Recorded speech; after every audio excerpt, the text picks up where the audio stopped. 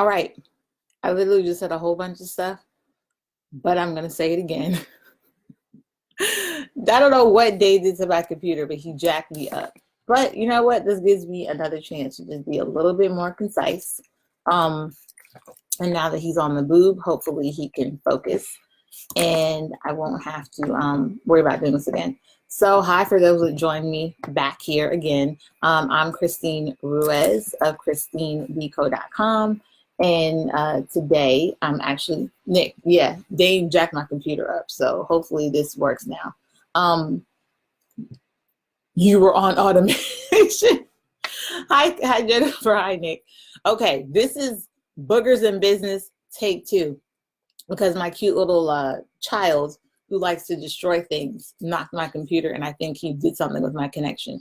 So gonna reiterate the reason why Dane is the inspiration for Boogers in Business, because Dane has a booger nose. He's got a little bit of a cold going on. I still have to conduct business, and that is the life when you are working from home, you are stay-at-home mom, when you're work at the job mom, but you have to work from home because your child's sick. You still have to get things done. Life still goes on and moves forward. So I figured this would be, this is very real to me, and I figured it would be helpful to other people. So number 1, and hopefully this is still going live now. Yeah, see it on my phone. Okay, so cool. Number 1, get a planner. And like I was saying earlier, whether you have a physical planner or a digital planner, get a planner. You want to be able to organize yourself from a month view perspective, a weekly perspective, a daily perspective, and even an hourly perspective. If that's something that you need, if that's something that really suits you, you want to make sure to have that, have that available. So get a planner. And if you guys are looking for a planner, I actually listed, I put the link to one that I use. It is, hey, Todd, that's my cousin Todd. You guys, he's with Urban Scuba Kids. I just did a presentation deck for him. And my cousin's doing some really awesome things with the kids in Atlanta, trying to expose them to scuba diving. So that was a little plug. But hi, Todd. But anyway, getting back to it, yes, when you're trying to work from home, kids can have poopy diapers, you got to cook, you got to clean, all types of stuff. You want to at least have some sense of organization, some checklist, and get a planner.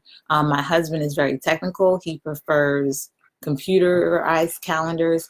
We as a family use a Google Calendar so we can keep up with our individual schedules and our children. We got 4 kids and they all have lives and appointments. So it's a great way to keep everyone organized. But whether you're doing a physical planner or a, like I believe in writing stuff down, there's energy in it.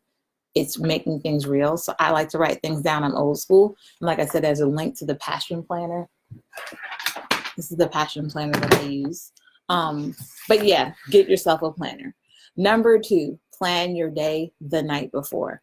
And I say that because when you take the time to plan your next, the next day, the night before, it gives you a sense of control, almost a sense of confidence. When you already know what's ahead of you, you can stay focused, and it allows you to not be so thrown off by things that might come at you, because you know overall what needs to get done.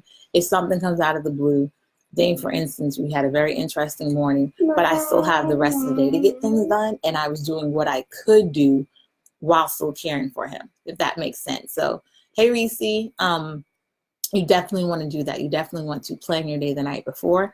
Prior to me reading The Miracle Morning, which talks about planning your day the night before, I was already in the habit of doing that. After reading the book, it makes a lot more sense to me. And just the fact that, like I said, it prepares you and it gives you a sense of confidence and readiness for the day. And you tend to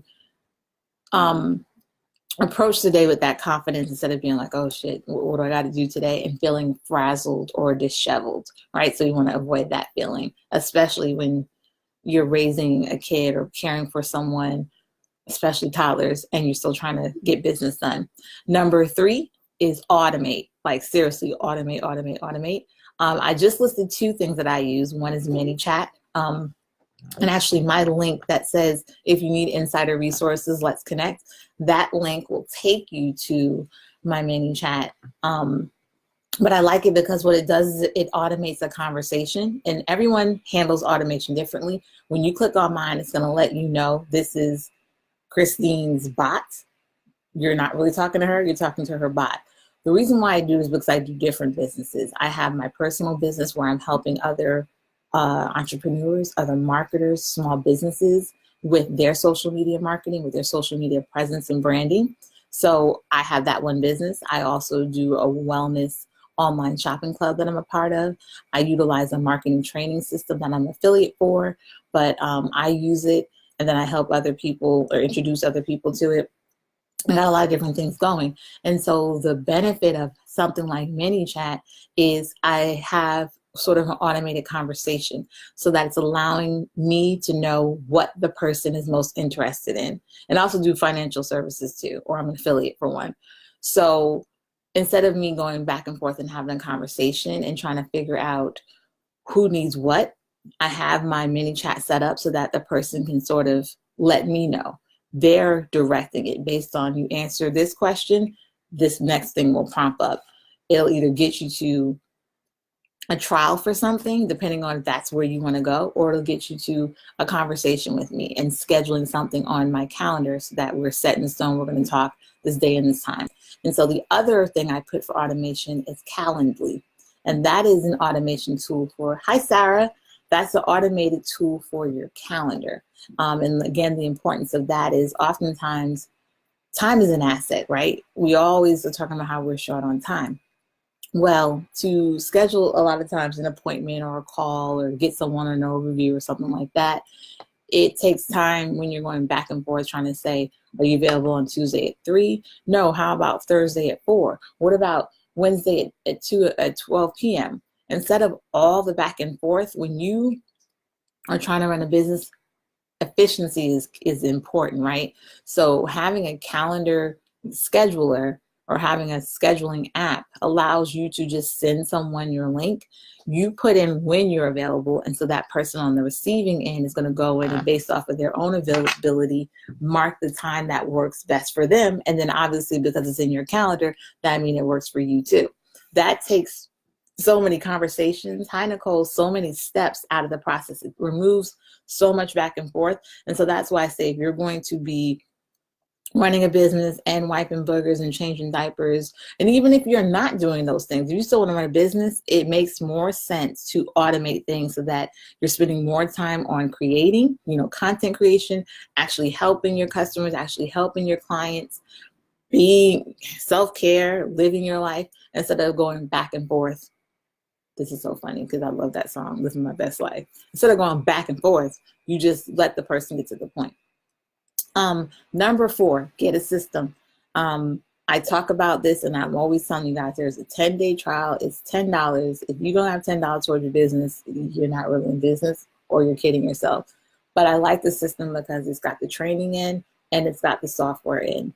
When I say get systems, you need a CRM. What is your client relationship management tool?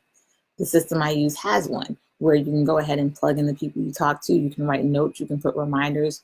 I spoke to this person today. I want to follow up with them a week from now. But hi, Kirk. But having systems and things in place.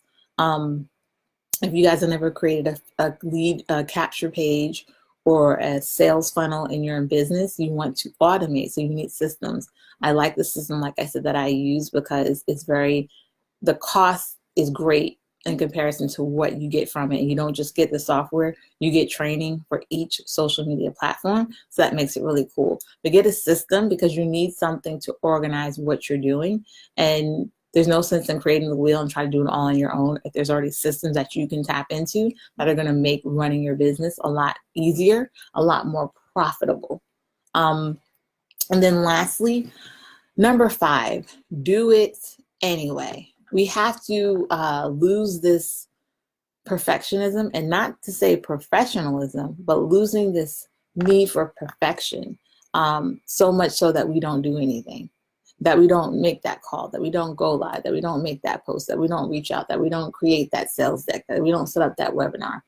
Stop being so afraid of being perfect to the point that you're inactive, that you don't actually take action. Because if you're not doing things. If you're not taking the actions, you're not growing your business. You're not running your business. You're just thinking about a lot. You're envisioning a lot, but doing little of anything.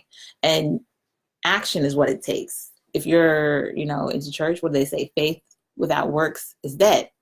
You can have all this faith and all this belief and all this positivity, but if you're not doing any work, if you're not taking any action, you're not helping yourself. You're not doing yourself. You are doing yourself a disservice.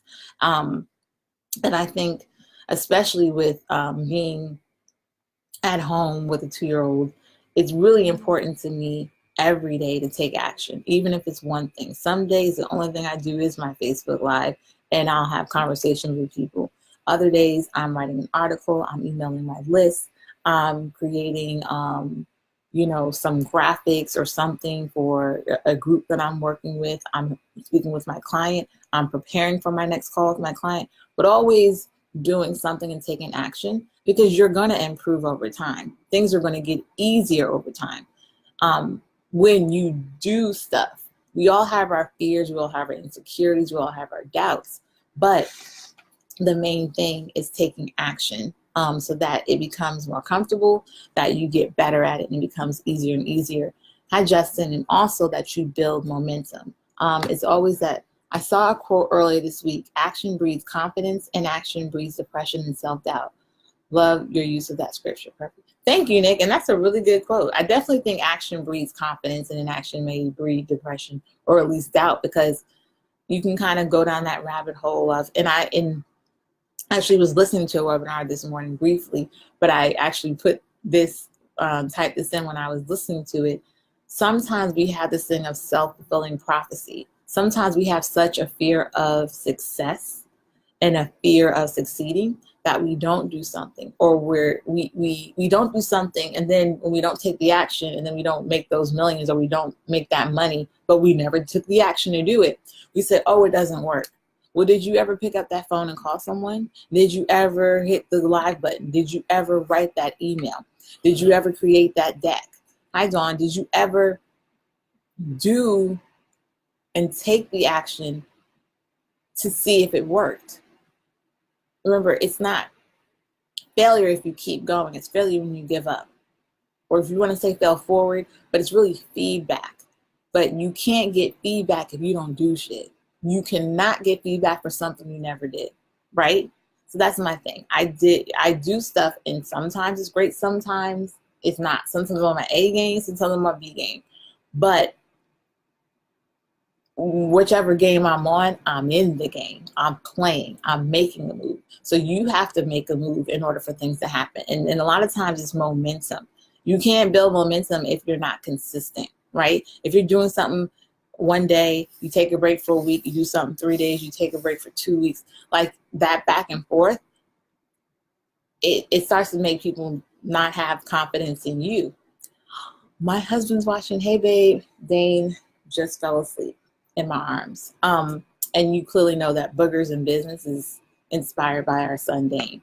But yes, really just going to the idea that you have to take action, because over time it builds momentum, right?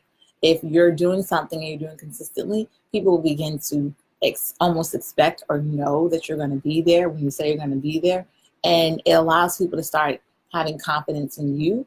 It allows you to start building relationships, and it allows trust to be there. That's a big thing with business. If there's no trust, there's no business. Oftentimes, if we don't trust a person, we don't fool with them. If we don't trust the business, we tend to not spend our money with them.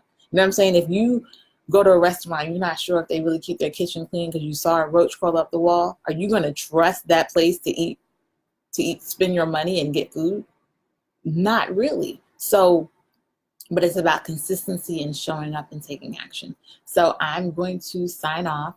I went through my 5 tips for being effective when you have a toddler in tow. But even if you don't have a toddler in tow, even if you don't have kids, I think these 5 tips are something that anyone can use. Anyone in business, whether you're full-timing or you're part-timing. Really, it's about being effective, because time is time. You only get 24 hours, and it's really how we use it. And like I said, with number 3, with automation, using that as much as possible, not to take the personal part out of it, but just the things that don't necessarily require truly a personal touch. And really, even with my, like, if you click on the thing, with my automated like ManyChat, it's still personal. It's still my tone, my language, it's still my style. I wrote it. But what I'm saying is spending more time on the actual person to person, the good stuff, the meat, the important stuff, and less time on the busy work. That's what it is. You want to remove some of the busy work and get more into the meat of it, the core of it.